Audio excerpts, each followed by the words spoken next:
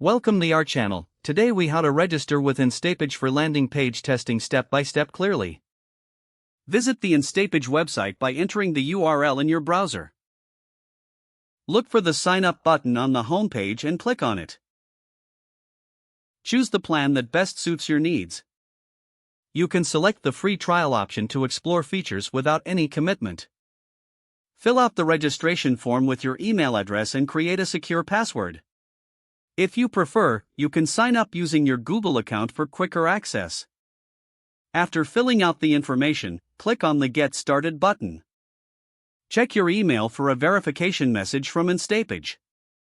Open the email and click on the verification link to activate your account. Return to the Instapage website and log in using your registered email and password. Once logged in, you will be directed to the dashboard. Familiarize yourself with the various features available in the dashboard.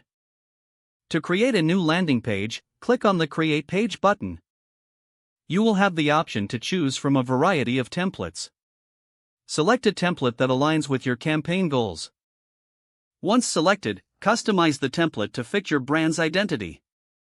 Add your content, images, and any necessary elements to enhance the page. Use the drag and drop editor for seamless adjustments to your design. When satisfied with your edits, click on the Publish button. Review the final settings and confirm the URL for your landing page. After publishing, you can start testing your landing page with various tools. Utilize Instapage's analytics features to monitor performance metrics. Make adjustments as needed based on the data collected. Continue to refine and optimize your landing page for better results. If the page does not load, refresh the browser or try again in a private or incognito window. Make sure you are using the correct email address, then retype it carefully to avoid small typos.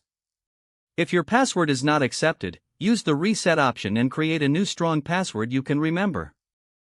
Check your spam folder for verification or security emails, then complete any requested confirmation steps.